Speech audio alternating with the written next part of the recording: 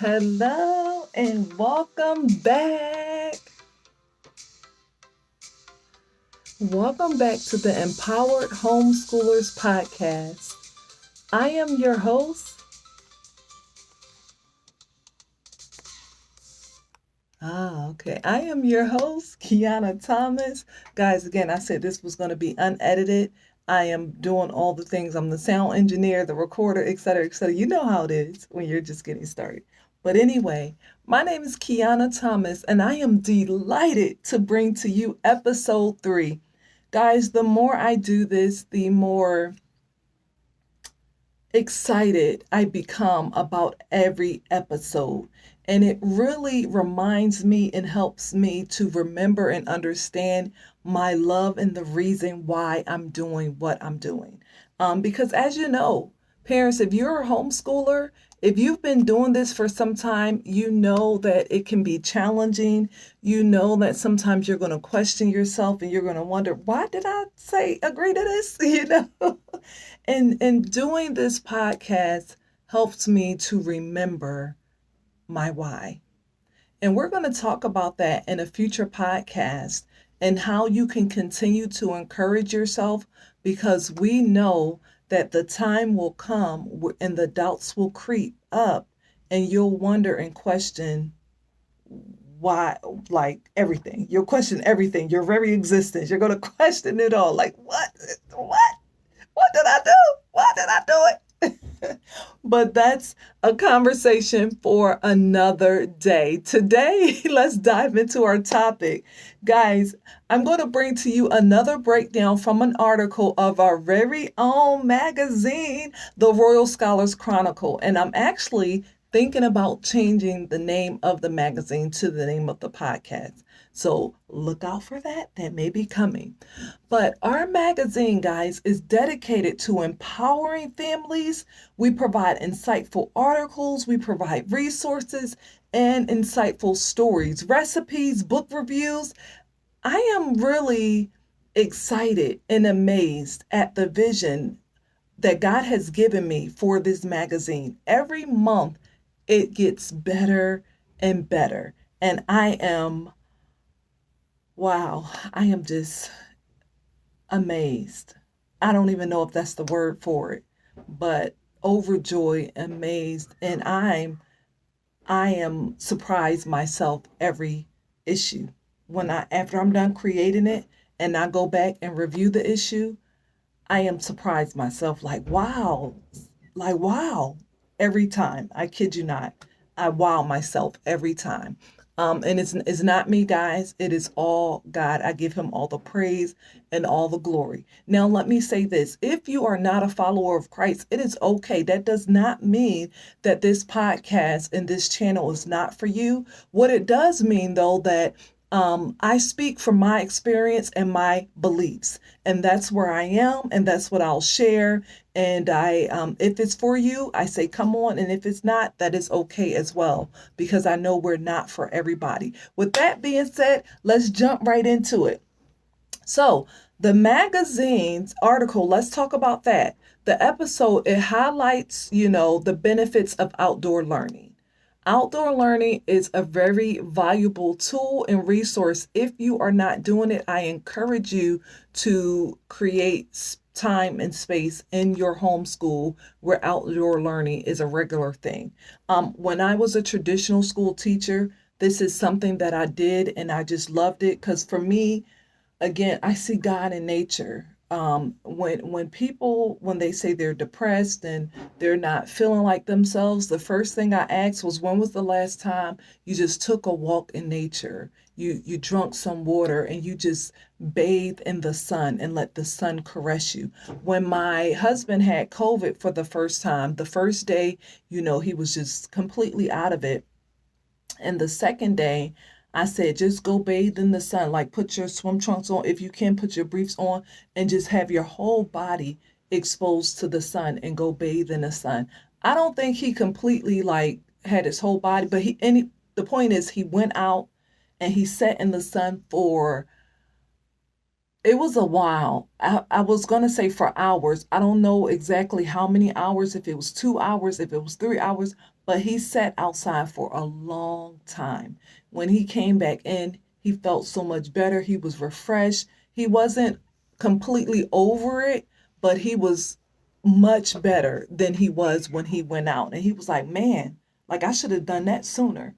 So the sun does something to us. And there is some studies out there, places like Alaska, they have a high suicide rate because they're in darkness for like half of the year. There's a long time that they're not receiving full sunshine, and their suicide rates are very, very high. Depression rates are very, very high. So I said that to say there is a reason, there is a point to it all, and it does something to us in a positive way. So if this is a resource you're not utilizing in your homeschool, I thoroughly encourage you to check it out.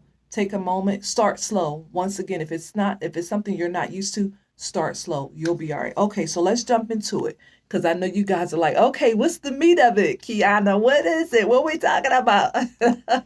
So the article talks about and starts off with the numerous benefits, like I was just explaining, of outdoor learning. Some of them being the physical health aspect and the mental health aspect.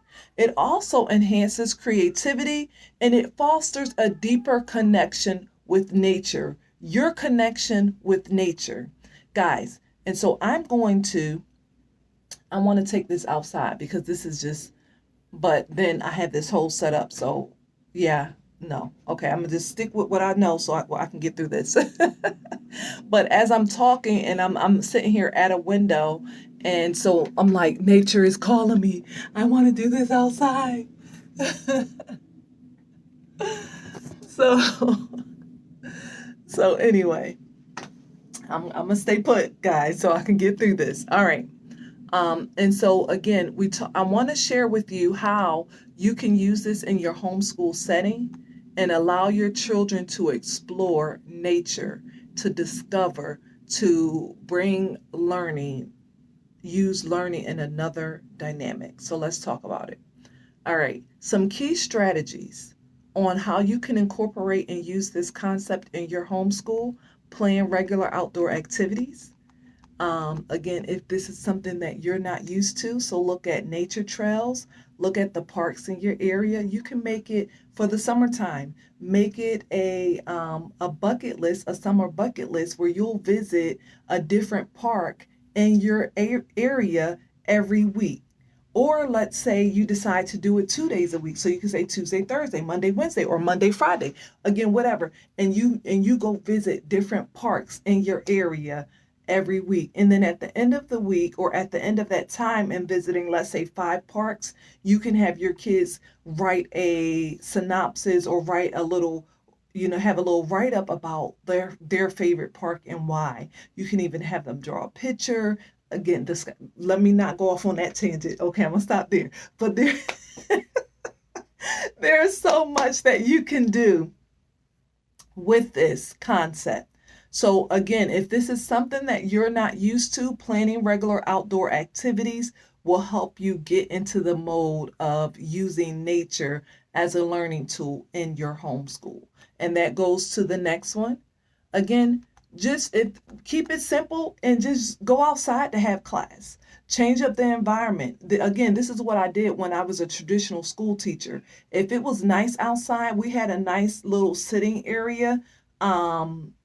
I forget what it was called, but it was a nice little sitting area in our courtyard of our school. And when it was nice outside, I would take my kids out there and I would have class. I would take my little board if I needed a board. Most of the time I didn't. Or if it was something I had a PowerPoint or something like that, I went ahead and took 10 minutes and explained and went through my PowerPoint, did what I had to do, and then we went outside for the hands-on portion, for the project portion, and I allowed them to do that outside. And that was amazing. They were on task. It was just an awesome experience. So you can do that. Use nature as your classroom and just switch the environment, because your mind is like, okay, what am I going to now? Here's something else to do. Don't worry about it. Just make it simple, keep it simple, and go outside for your regular classes versus having it in the house. You can do science lessons outside. Children can learn about the plant biology, the ecosystems, weather patterns. Again, you could just go outside, do a nature walk within your own backyard or own neighborhood and have a complete lesson with that alone. It is amazing what you'll find in your own backyard or in the woods if you have woods close by. It's truly amazing. All right. And then incorporate outdoor projects. Again, you can have them do gardens. You can have them do community service. I have one daughter that is like really, we all do community service, but this one daughter is really in tune with giving back in community. So one time she did homeless bags. This was not something I asked her to do, put it in. She said, Mommy, I want to do homeless bags. Can we go get supplies and put these bags together? And I want to give them out to homeless people. And we did. Another time she was, Mommy, can we clean up a park? And it wasn't like we were around dirty parks. She just was like, I want to clean up a park. I was like, okay. And so we went. Luckily at our library, we have where they can check out.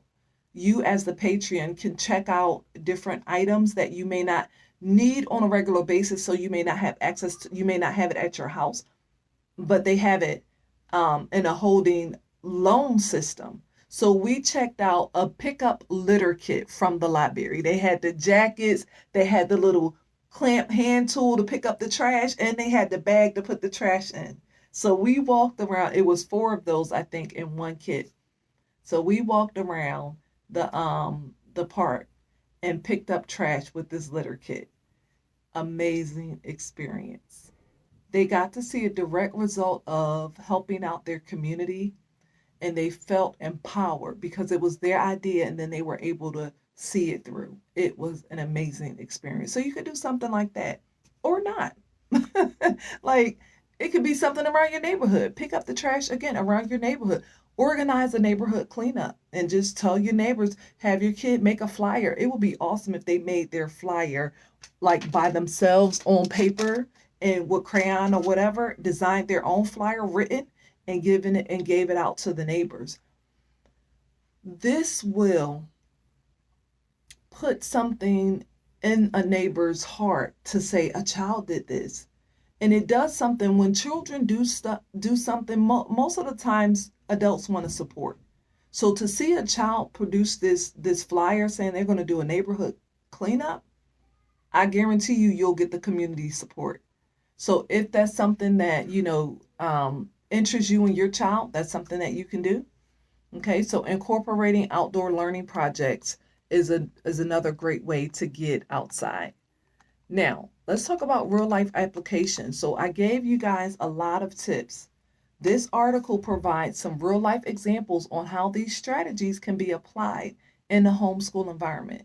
So again, creating a nature journal where children will document their observations and reflections. This also enhances their writing skills. It also it deepens their understanding of nature and their connection to it and the part and the role that they play in their environment. You see how it is all connected? Again, participating in community service projects, whether you find a project you can participate in or you create it because it's not available. So create it. Don't wait for it to be offered. Create one. That's the beauty of homeschooling. We get to create the environment that we seek for our children and for ourselves on this journey.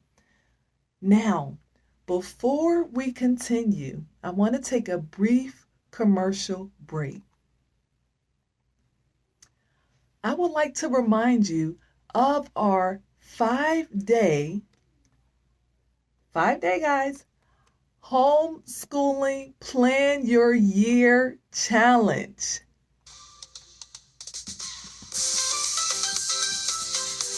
5-day Plan Your Year Challenge. Now, if you're looking to streamline your homeschool journey, set your family up for a successful year, this challenge is for you. Do you struggle with trying to figure out what to do day in and day out? Are you a new homeschooler and you're like, oh my gosh, there's so many things. What do I do? How do I do it? Where do I do it? All the questions, this challenge is for you. Over 5 days, we will walk you through practical steps to organizing your curriculum, your schedule, setting goals for the entire year. Guys, that's a big deal. By the end of the challenge, you'll have a clear, actionable plan tailored to your family's needs. Link will be in the bio, guys, to access this challenge. It will start next Monday. It will be live for 5 days. However, I am also going to record it because this is going to be powerful. And I know that some people may not be able to make it. And so I want to make sure that you have this resource available to you because, like I said, it is going to be powerful. So don't miss out. Make sure you sign up today. Link will be in the description below. All right, now back to the regularly scheduled program. Tips for implementation. Now we're going to talk about how to implement these strategies in your homeschool. 1, you can create an outdoor learning schedule. 2, equip your children with outdoor learning tools. Again, set them up for success. Then 3, connect with nature-based learning communities. So the local parks, the parks and recs in your area, a lot of times will have nature-based programs. Type in nature-based programs in Google. And now, like I said, I'm seeing it more and more now as we come out post-COVID. There are so many more nature-based programs being offered and are available. So you will be surprised at what you can find. Now, you guys know how I like to do it. That's the teacher in me, so bear with me. I'm going to give you a SMART goal for this week. Now, you can take this SMART goal and use it exactly as it is, or you can tailor it again to meet you and your family's needs. So let's talk about it. Let's wrap up with the SMART goal. Integrating outdoor learning into your homeschool routine. Let's rewind and talk about what SMART goals are.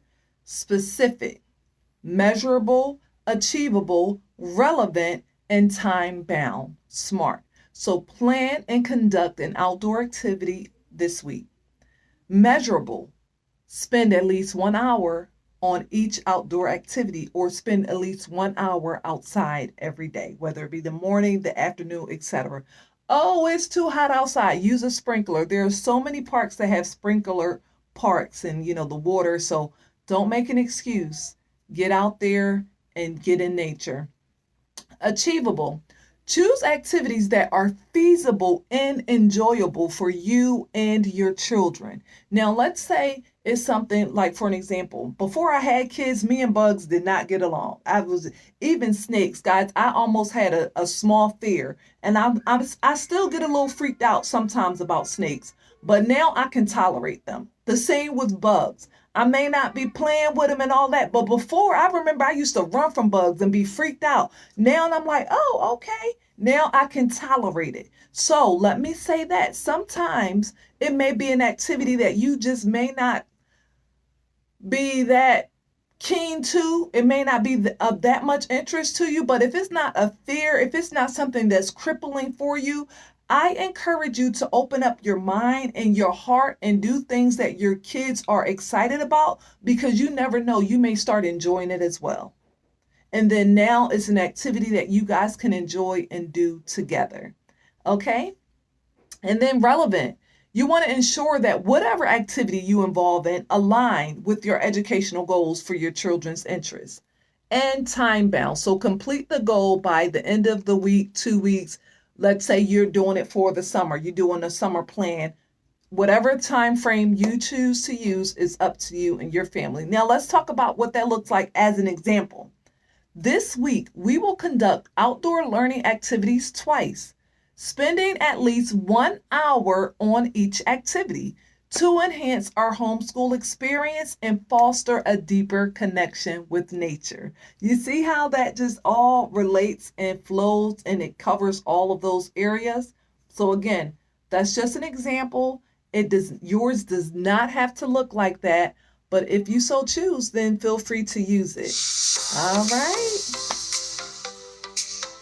Guys, thank you so much for joining us. Man, this episode I'm so excited. I love outdoor learning. So thank you for joining us in the Empowered Homeschoolers Podcast. Remember, integrating outdoor learning can transform your homeschool experience and create a rich, dynamic learning environment. Don't forget to check out the full article, The Benefits of Outdoor Learning in Your Homeschool, in this month's issue of the Royal Scholars Chronicle.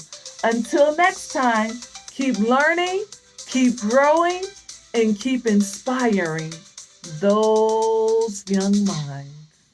Peace and blessings.